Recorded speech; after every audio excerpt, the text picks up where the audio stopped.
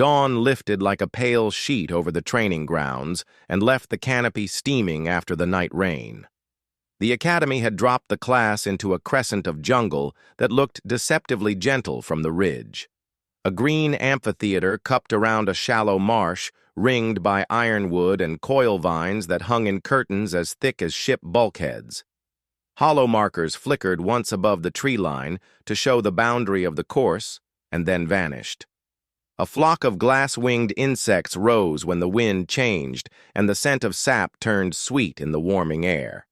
The cadets filed in two ranks on the ridge, glittering in every color that evolution had ever attempted here and elsewhere, and at the end of the line stood a human girl with a canvas shirt rolled to the elbows, bare forearms marked by old rope burns that the medbay had refused to erase. She clasped her hands behind her back and watched the marsh breathe, counting the slow bladders of mud that rose and collapsed in the reeds like the earth itself had a pulse. Instructor Kelvor strode to the front with his coat unbuttoned and his collar damp. He had the long stride of a man who trusted his feet more than any shuttle, and his voice carried like metal tapped against stone. "Rules," he said, and the word hung there long enough to quiet the rustle of scales and chitin.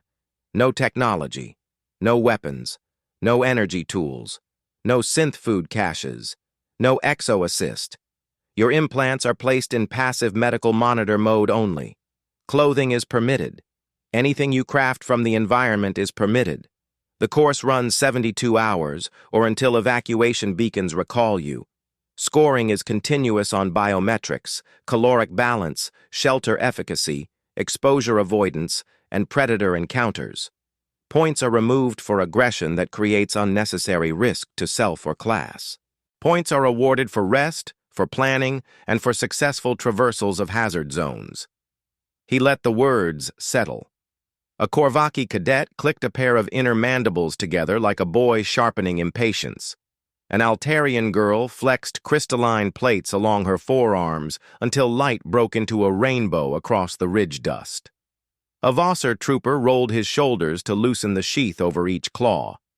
More than one cadet looked at the human and smiled the thin smile that people wore before a race that felt decided at the start. Kelvor moved his gaze along the line until he found the human. "You understand the prohibition, Cadet Vale?" he asked. She nodded. "Yes, instructor. Repeat it." "No technology, no weapons, no energy tools," she said. "No exo-assist, passive monitors only.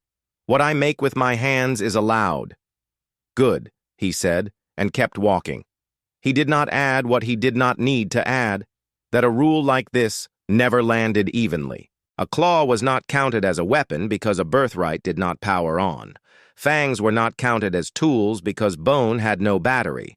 The academy pretended fairness with lists and hard lines, but the jungle did not care about lines, and the point of the lesson was not fairness. The point was what each mind did when the box was closed, and silence became company. Mara Vale did not resent that. She had grown up in a coastal town where the sea made rules and the wind enforced them, and she had learned early that the water did not negotiate its edge because a person felt cheated. She watched the reed flats while Kelvor spoke about hazard profiles, about the corrosive dew that condensed near dawn on certain white-lipped leaves, about a nocturnal feeder with a hinged jaw whose spoor looked like braided rope, about a fruit that swelled red in the morning and fed nightmares by midnight. She did not look at the other cadets. She had already looked on the march in. She had catalogued what the academy always forgot that she could catalog: who limped after the last rotation, who twitched at insect noise, who could not keep still when asked for stillness. She had counted the pattern of footfalls behind her and matched each to a face. She had noted that the Korvaki boy's second right leg dragged a fraction on the upslope, and that the Altarian girl blinked more often than her species usually blinked when light struck from the side, a probable microfracture in the corneal lattice that flared under glare. None of that won a course. All of that would decide where those classmates walked at noon and where they slept at midnight. "You will mark the boundary only with natural indicators," Kelvor said. "You will leave the ridge at the horn. You will return to this ridge when the horn calls again. The marsh is graded moderate difficulty. The southeast grove is graded severe. The basalt flats to the west are graded deceptive. He paced once more and stopped. Remember that exhaustion is the first predator in any environment. Earn your sleep. The horn cut the morning with a single clean note. The field shuddered into life. The Korvaki boy bellowed something meant as humor and sprinted along the ridge, claws flinging grit. The Vosir dropped to all fours and went straight down the steepest line like a cat that had found gravity optional. Pairs broke from the rank and became colored blurs between branch and sun. Someone laughed too loud, and then the jungle took the sound. Mara did not move until the press thinned. She wanted quiet around her like a moat. When she stepped forward, she did it without ceremony, feet placed where the rock still held the night's cool. She did not descend the way the Vosir had, because steep lines looked shorter and always consumed more legs than they paid back in minutes. She followed the ridge to where the slope broke into terraces and chose the second cut that ran down between roots as thick as hydrant pipes. At the first stand of coil vines, she stopped, pressed her palm to the bark, and sniffed.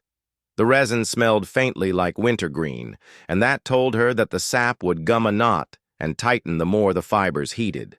The first rule, in a place where a list had already outlawed a lifetime of tools, was that the environment still made more tools than any person could carry.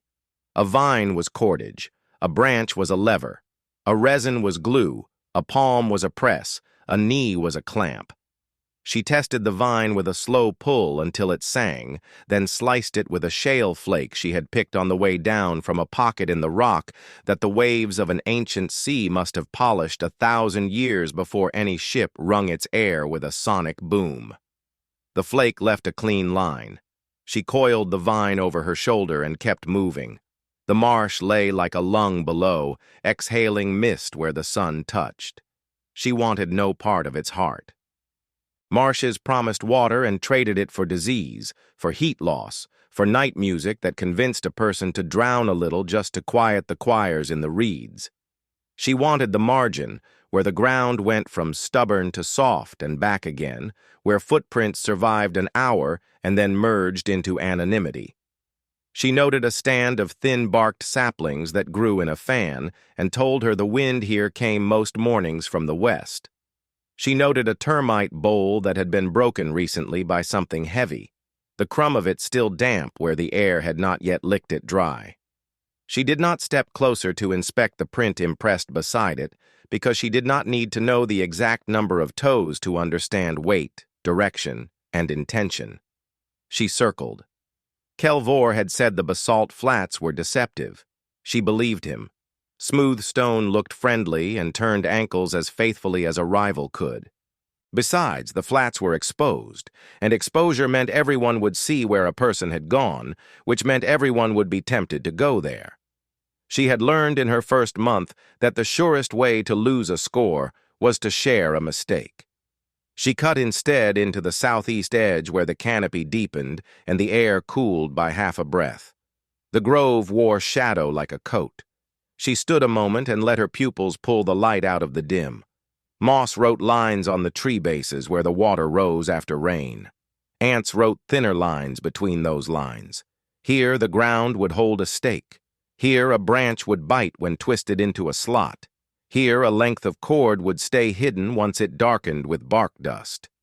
She tasted a bead of sap off the flake of shale and spat the bitterness away. Poison, but not contact poison, or her tongue would have numbed. Useful in a different way then, perhaps, to rub on something she did not want chewed at. She filed the thought. She moved with her hands out from her sides, not to ward off branches, but to read them the way a welder read heat with skin. Leaves brushed her knuckles and told her the height of the lowest limb, the space between trunks, the rhythm of the understory. She counted paces under her breath because numbers put a grid under a place that refused to be gridded. At 27 paces, she found a deadfall maple with a hinge crack where the lightning had kissed it last season. The inner wood was dry, shavings ready to bloom into tinder if she needed a signal later. At 42, she found a braid of lianas that bound two saplings together so tight that the wind had trained them to grow as one. It would make a perfect spring arm if she decided to turn gravity into a partner at dusk. She did not smile. She had no room for ceremony. She pressed the back of her wrist to her forehead and felt the sweat beading there turn cool. The grove exhaled cold the way a cave did. Good. Sleep would live here if she earned it. She knelt and stripped strands from the vine in her coil, twisted each into a pair, laid pairs into fours, and ran a thigh along the cord to heat it until the fibers married. The first length would bind a shelter frame, and the second length would accept a trigger. The old discipline settled through her hands until her breath matched the pace of the twist. She remembered her mother's voice counting with her when she had learned the first knot on a dock that had lost a plank and never gotten it back. She remembered the tide returning like a promise that would not be hurried. She let those memories sit where her mind could reach them without losing the count. Voices flared and faded at the edge of the grove as pairs of cadets chased easy water and high ground. A crystalline laugh rang once and broke like glass when something startled the Altarian girl near the reed line. A Vosir curse followed, short and old. Mara did not look. Her hands worked, and her mind walked the map she had already started drawing in her head. The ridge was north. The marsh sprawled like a hand south and west. The basalt lay west and a little uphill. The grove cupped the southeast corner like a pocket that a seamstress had hidden in a dress, because a person needed one small place to keep one crucial thing.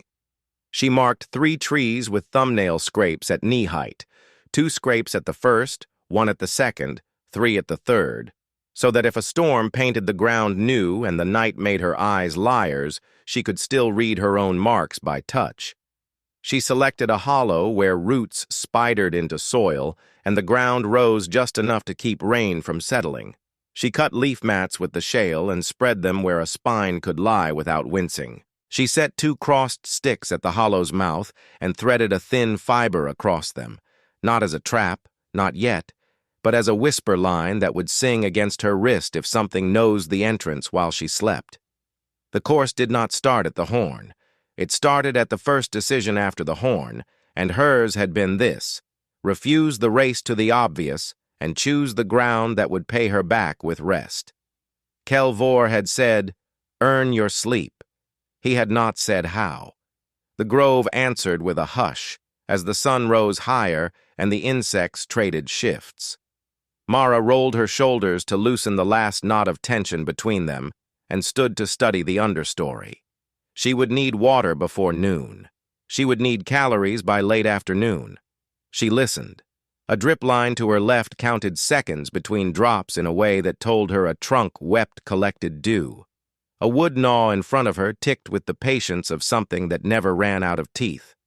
A distant splash suggested a small predator fishing at the marsh lip. None of that belonged to her yet. She memorized the tempos anyway. She bent, tied the first square knot into the new cord, and felt the resin seize the fibers as if the jungle had reached up through her hands to agree with her choice. The day had opened the lesson.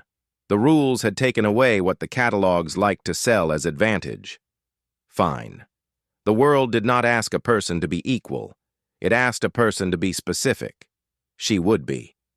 She slid the coil over her shoulder, touched the tree marks once to test the memory she had wired into fingertips and nail, and stepped deeper into the grove where the light thinned to a clean, even gray that a mind could rest inside. The others chased distance. She chose a room. Sleep was a currency.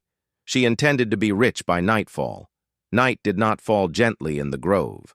It struck like a tide turning, one moment blue dusk between the branches, the next a heavy cloak of blackness where only the insects dared to sing. The hum of wings thickened until it became a low vibration inside the skull, and the shadows pressed in from every side as if the world had shrunk.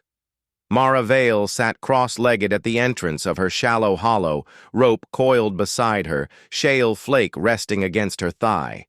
She had marked her boundaries, she had felt the rhythm of the grove during the day, and now she let her hearing stretch outward like a net. Each sound meant something in this place, and she intended to make sense of every one. She did not chase stillness. She invited it until the grove began to accept her as part of its skin. When she finally moved, it was to gather dry twigs that she had laid aside beneath an overhang of roots before dusk. She struck them together until bark dust flaked into her palm. She pressed the dust into a knot of fibers, bent her head low, and worked it with her breath until it glowed. A small ember winked to life, and she buried it deep in the twigs, so the fire became smoke rather than flame. The Academy had warned that predators tracked firelight, but Mara understood the difference between flame that announced and smoke that whispered.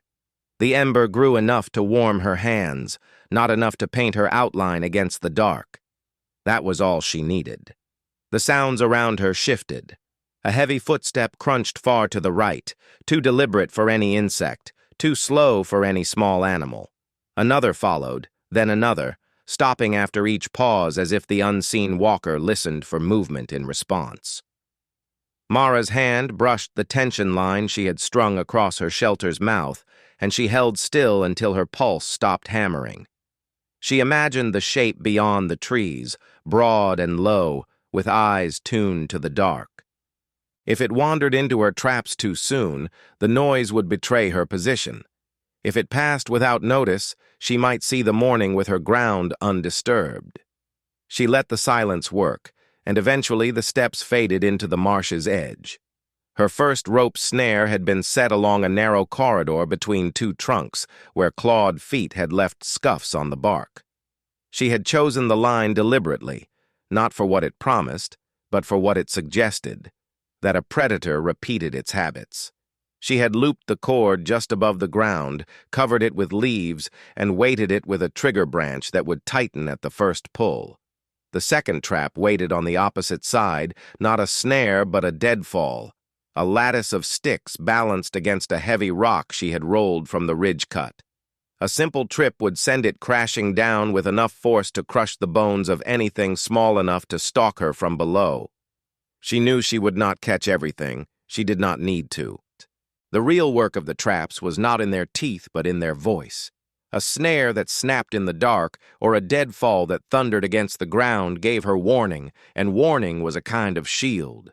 The alien cadets had scattered in pairs and trios during the day, but as darkness thickened, she heard their fear echoing through the grove.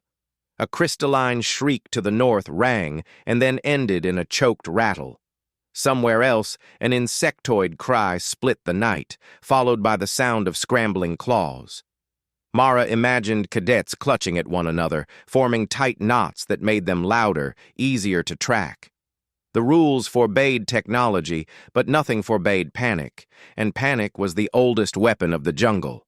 She pulled the rope coil closer and set about weaving a tighter knot for her second line. Her fingers worked with calm precision, even as sweat cooled along her back. Each twist brought order. Each knot promised that she would hear first if something came. When her hands cramped, she let her mind drift to the stars she could not see. She pictured the way Orion tilted on winter nights above the coast, how the sea foam glittered with cold fire when the tide retreated. Those memories had always been her lanterns, small flames to steady her. A sudden rustle snapped her back. The line at her shelter's entrance vibrated once, twice.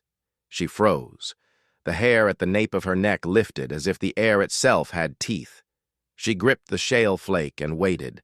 A snuffling breath drifted through the roots, low and wet. Something pressed against the line, testing it. The cord thrummed like a whisper against her wrist, and then, just as suddenly, the presence moved on, leaving silence so heavy that her ears rang with it. She let out her breath in measured slowness. She knew now the traps had already earned their worth. The noise had alerted her, and the visitor had not forced its way through. She curled deeper into the hollow and lay on the mat of leaves she had built. She pressed one palm flat against the ground so she could feel vibrations even as her eyes closed. Sleep would not come easily, but she would take it piece by piece, in breaths and fragments. Above her, the night sang on. Insects chittered in strange rhythms, some drawn to the faint heat of her ember, others lured by the smell of resin still on her hands. Each sound etched itself into her memory, becoming part of the map she built in silence. The groan of a bending tree told her where the wind shifted. The sudden cry of a bird-like hunter told her where the next circle of death closed. And somewhere in the blackness, the stumbling crash of a cadet told her that one more competitor had lost the balance between fear and discipline. When dawn finally began to gray the horizon, Mara opened her eyes to the faintest change in light seeping through the grove. The ember had long died, leaving only a trace of smoke on her hair. Her traps stood silent. Her body was stiff but uninjured, her breath even. She had not fought the night, she had endured it. And in this course, endurance was a weapon sharper than any blade. Morning seeped into the grove with a pale, silvery light that slipped between the branches and settled on the damp leaves. Mara Vale sat up slowly, her muscles stiff from the long hours of shallow sleep, but her mind sharp. She rubbed her palms together, brushing away the dirt and leaf fragments that clung to her skin. The grove was alive again, the heavy silence of the night replaced with the busy murmur of the jungle waking. Distant bird-like calls echoed through the trees, followed by the chitter of smaller creatures darting in the underbrush. The first thing she did was check the lines she had laid. The snare along the trunk corridor sagged slightly, sprung in the night, though nothing remained caught. She crouched and examined the leaves. The print of three-toed feet marked the soil, the size of a large cat but heavier, the soil compressed deep. The animal had wrenched itself free before the snare could tighten. The deadfall trap still stood untouched, the rock balanced on its lattice of sticks. She adjusted the trigger branch and brushed away new tracks in the soil, covering her presence. The traps had done what she needed. They had kept her alert and kept the night from spilling directly into her hollow. Across the grove, however, the sounds told another story.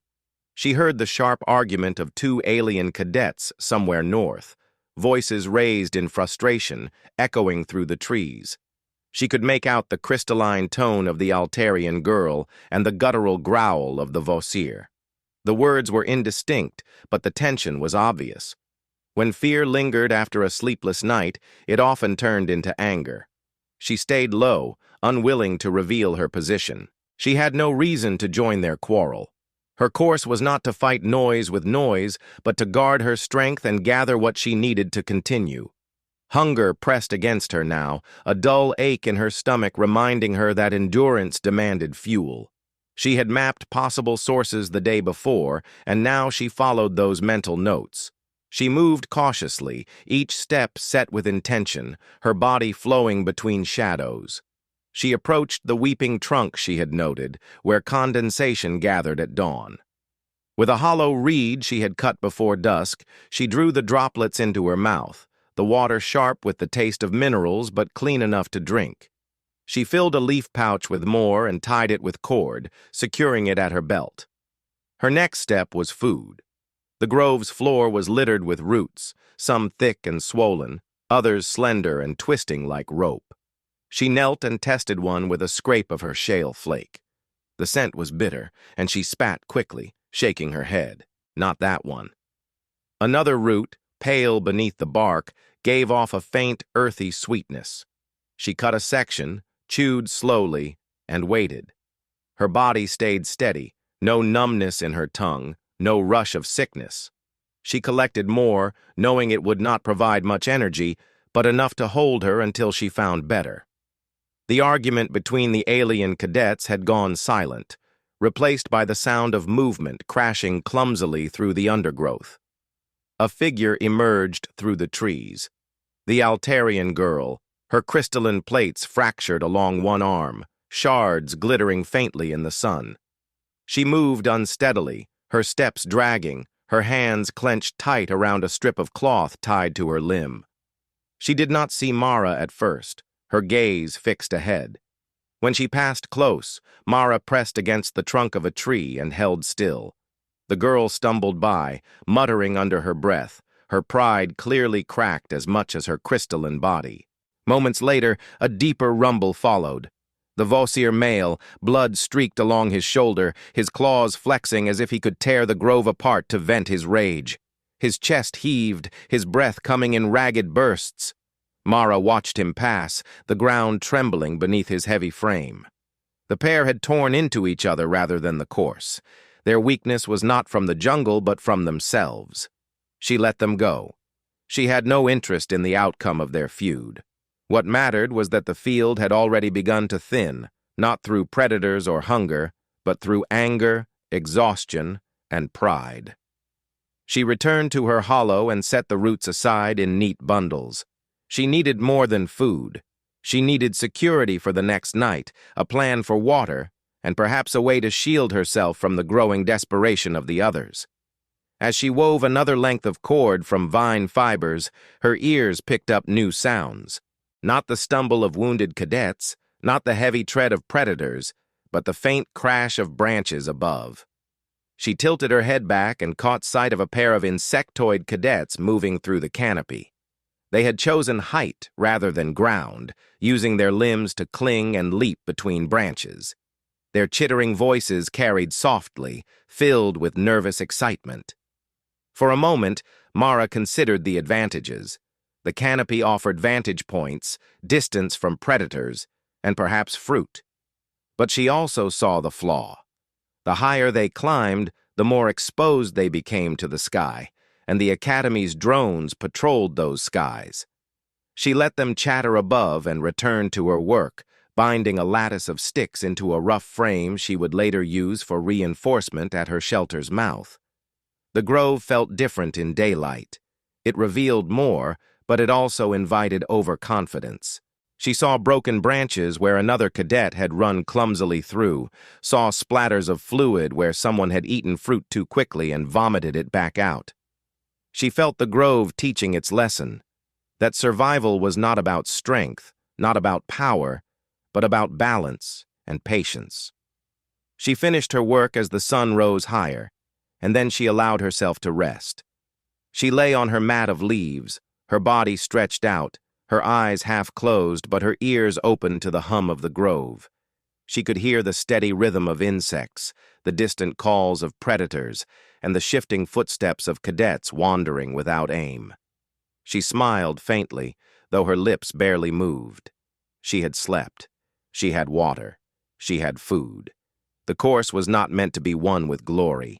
It was meant to be endured, and endurance was her craft. By the time the sun reached its zenith, Mara's mind was steady. She knew the night would come again, harder than the first, with more predators and fewer cadets. She would be ready, while others faltered. The Academy's lesson was clear, though most would refuse to hear it. Strength without patience consumed itself.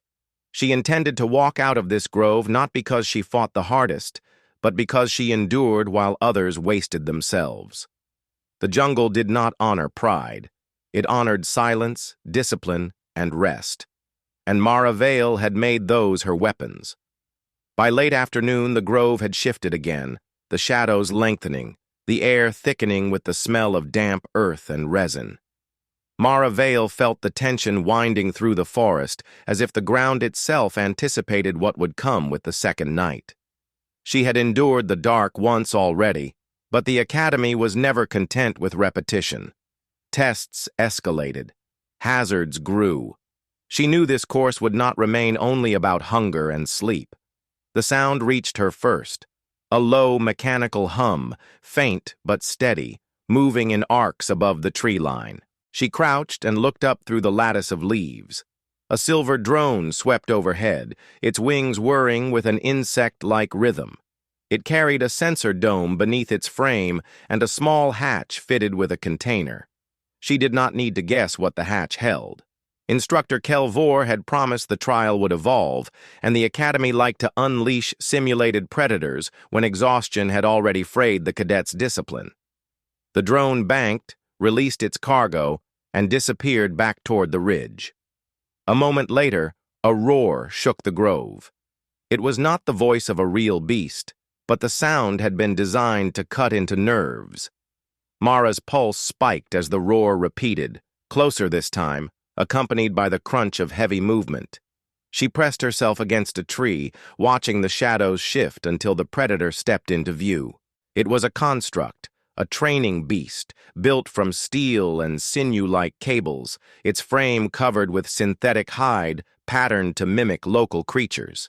Its head swiveled unnaturally, eyes glowing with the drone's remote feed, its nostrils venting warm vapor.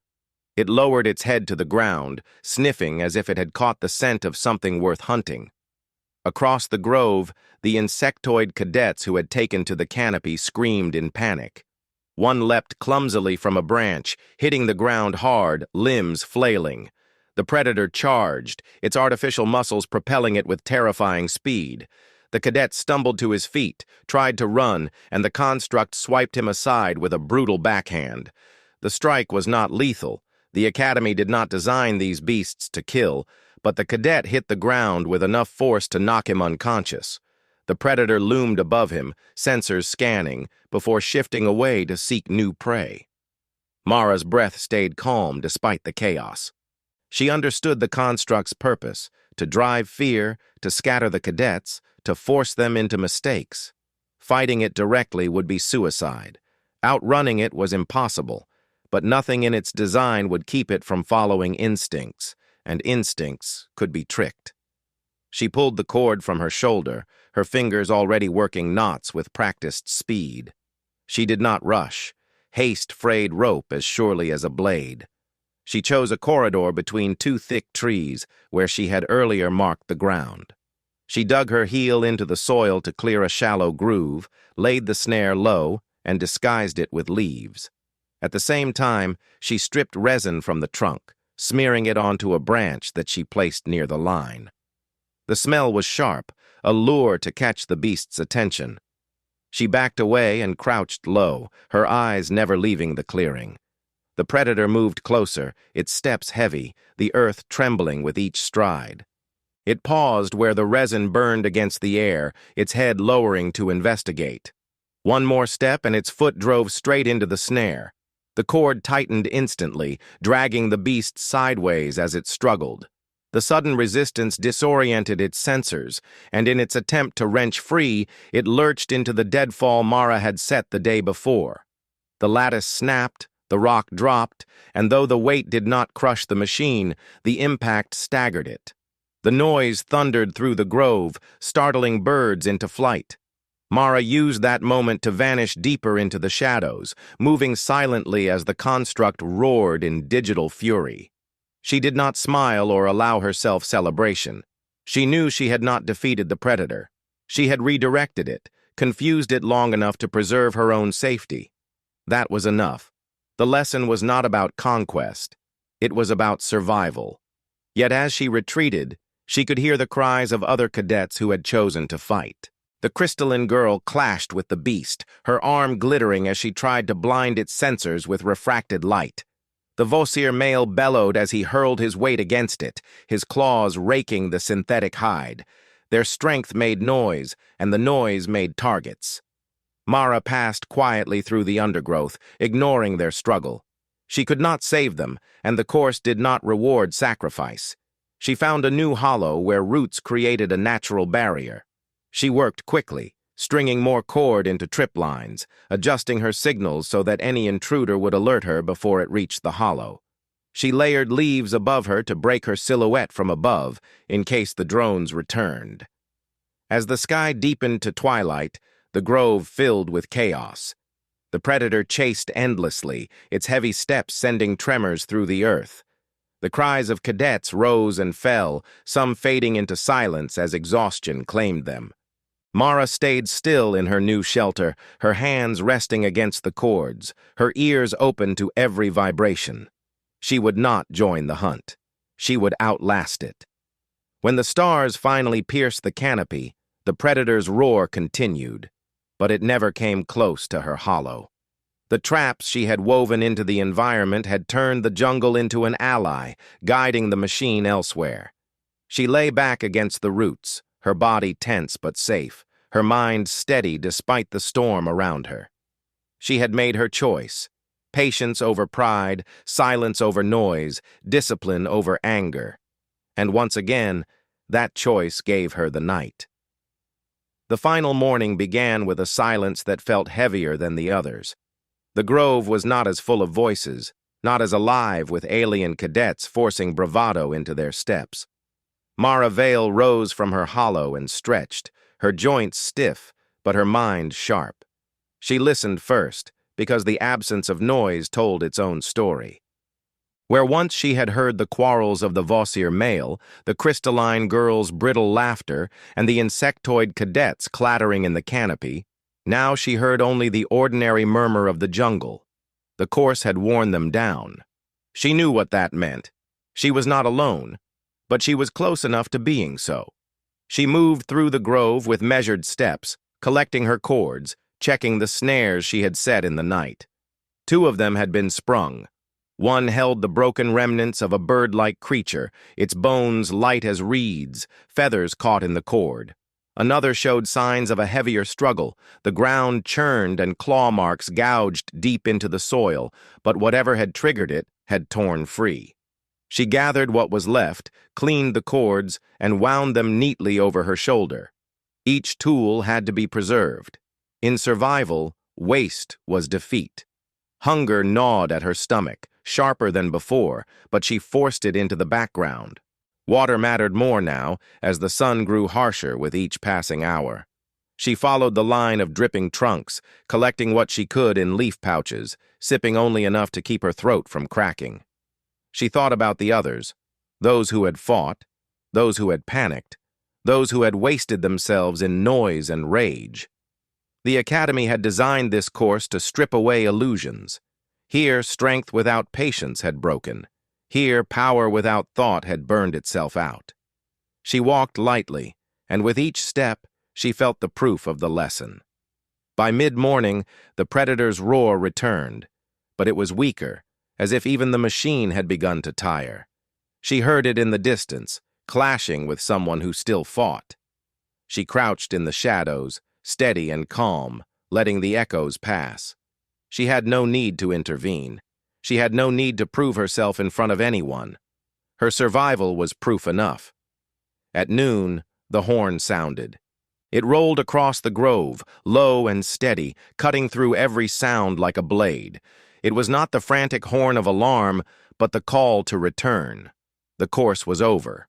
Mara's breath left her in a long exhale, though she did not move immediately.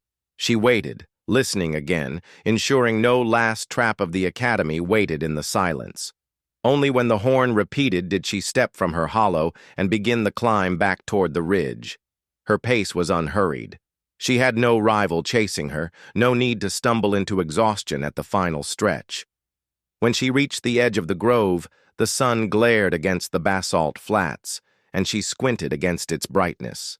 The ridge rose ahead, and she climbed steadily, her muscles aching but obedient.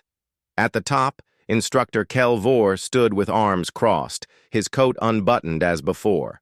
His expression was unreadable, but his gaze flicked briefly to the cords wound over her shoulder, to the dust on her skin, to the calm in her stride. He marked her as he had marked them all, silently tallying the lessons learned.